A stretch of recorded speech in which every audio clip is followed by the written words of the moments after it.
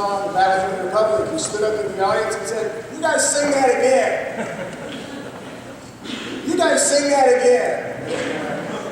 Thanks for being here. That's who I am. If you don't recognize me from 73, I didn't recognize you either, so I'm here because of this. This is our history of York College, 125 years. We haven't heard yet, 1890 to now. So I'm going to talk about some of this stuff, some things that we did in putting this book together. I'm going to show some slides up here. I'm going to hope that the little thing in my pocket works. It's not a pacemaker, but that's the book cover, so you know what to look for when you buy one. I'm in the lobby here just a bit. So I got the checks from York College, not to me. I'm going to give you some old stuff here real fast. I teach history here in case you're curious. We start at the beginning. When you go out of town today, for those of you who are visiting, go down to the square, on the west side of the square, that row of shops, more or less, the big banks there now. The big middle building in the center, you go downtown, you'll see the Hallmark store up on the second floor of that building. That's where we had the first classes for York College. The first 2 years, 1890 to 92, while Old Main was being built up here on the hill.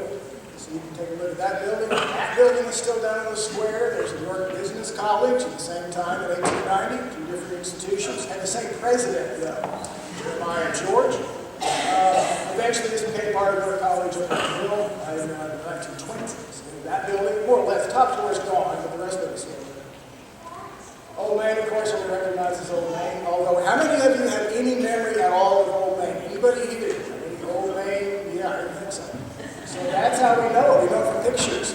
But it was a huge, rambling, Death Star kind of building on our campus that was 110 feet from the ground to the top of that flagpole. So this is a huge monster up here in the hill. You can see it down in the courthouse on the square. So it's really actually an essential building for us. Now this is a really cool photo here. I think I have a pointer on this. Anyway, what I want you to do is look here. This is campus. Units in the lower left corner, Mackey over the lower right. Up at the top right is Middlebrook, and then to the right or to the east is Mackey. McNeese, sorry. McNeese. We have too many M-name buildings on campus. So right about dead center of the photograph, and what I want you to see is kind of a circle. There's a driveway leading off of 8th Street. You see that? Bottom of the picture, and come up. It's very faint, but you can still see the driveway that came up to the front of Old Main. And a circle drive at the top. Everybody see that? It's like a needle. Can anybody see that? Okay, all right. The 14 of you that can see that. We think that's really cool because that building's been gone for 16 years and the driveway is still there. You see it from the air. So if you ever want to go up and get in a satellite and do that, feel free. We just think that's just kind of a cool reminder of what we used to do. That's the first faculty of our college, 1890, handsome little group. Rasputin actually talking to us in the back row.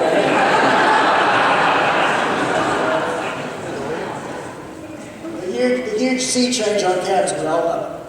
The one singular event that changed this campus forever was in 1951. Old Main burned.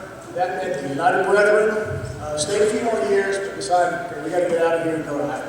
That meant we came in. We I mean the churches of Christ. We came in. And the history of our college has been ours since. Now look, when we put this in the book, we give equal attention to both sides because we think both stories are essential. What the CFC has done here since 1956 is predicated on, it's built on what the UB folks did. We owe them a great debt. Because they cranked up something that we just, the dogs handed off to us, I think. So, anyway, fire in 1951, burned Old Main. Then it becomes ours to do with. This first board, I don't remember all the names on this, you can see it in the book.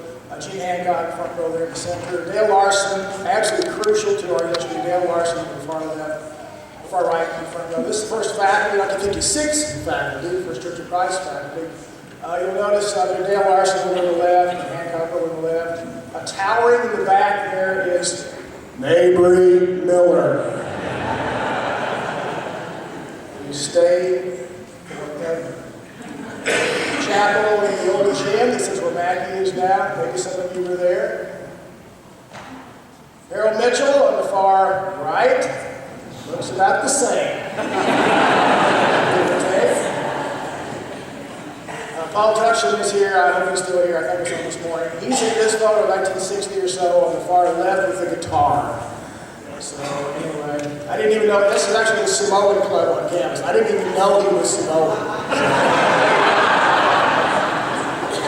Remember the library, before the library we have now, before 11? This is over in McNeese. It's the Student Life Center now, so we repurpose all these places on campus. This used to be the parlor over in Middleborough. That's the Success Center. It's just a pretty cool space. Maybe you were here when McLeod was constructed, 64. This is the Cracker Jack faculty, I think, here. 1965 is the date for this. I mean, how many of you remember some of these folks? I mean, what a fantastic faculty that was.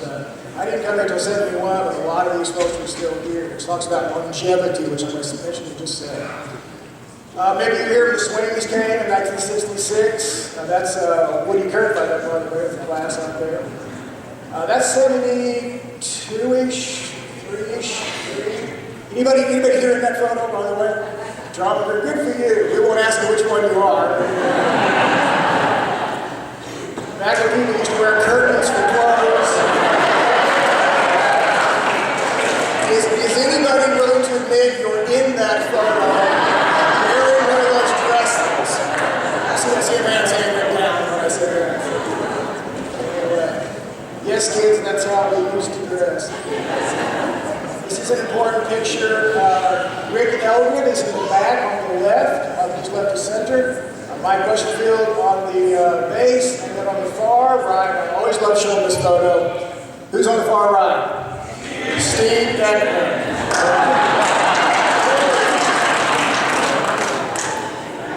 And his lovely wife just to the right of him. And that's me in 1973. So, as we say, that's a long hair ago, folks. Maybe you were here when the library was constructed. Maybe you were here just a bit after that when the old gym was torn down. 1974-ish, let's say, when Thomas was opened up. We like this photo just because of the old cars out in front. Those vintage cars. Paul Harvey came to campus early 80s.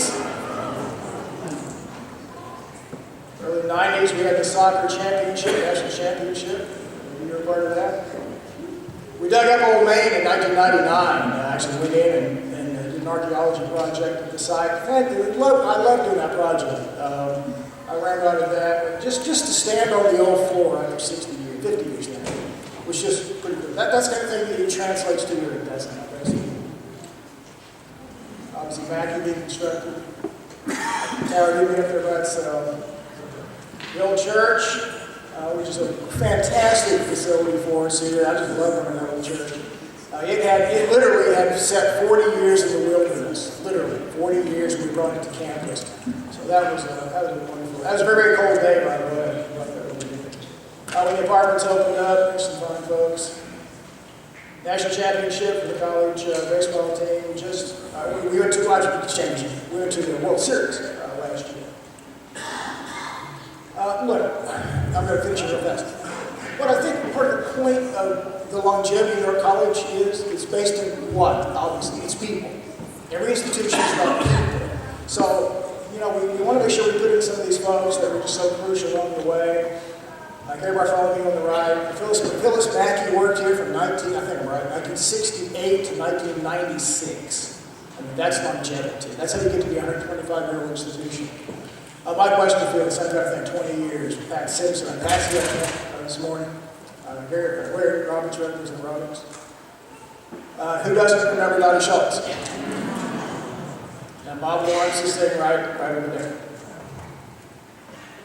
And Elmer Baker. Elmer Baker's been gone now for 10 years. But when you look at him in that photo, he's absolutely in his element. Woody Kirk. Again, just here for an eternity. Ray Miller, I've been raised here about, I don't know how many years, raised here. Got here before I got here. I got here in 92. So. There's been a lovely wife, 23 years for us. When we came here, we thought, we'll give it a year or two, see how it goes. We're still saying, we'll give it 20 and see how it goes. Frank Wheeler, back row. That's actually King James the First in front of me. Took a lot to get in here, by the way. Look, here, one of the things that if you buy the book, and I just encourage you to, you get to see some of these people over and over again in this stuff. On one page, early on in the book, we get Dale Larson there. Later page in the book, there's Dale Larson there. Later page in the book, Dale Larson there. Jack and Robbie Sykes, by the way, I think he's wearing a coat.